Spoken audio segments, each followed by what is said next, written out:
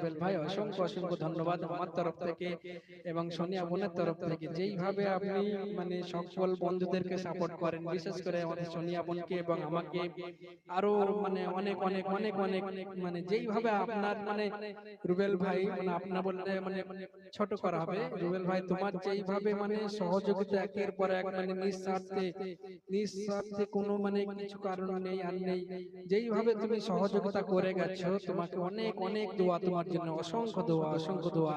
আল্লাহ তুমি রুবেল ভাইকে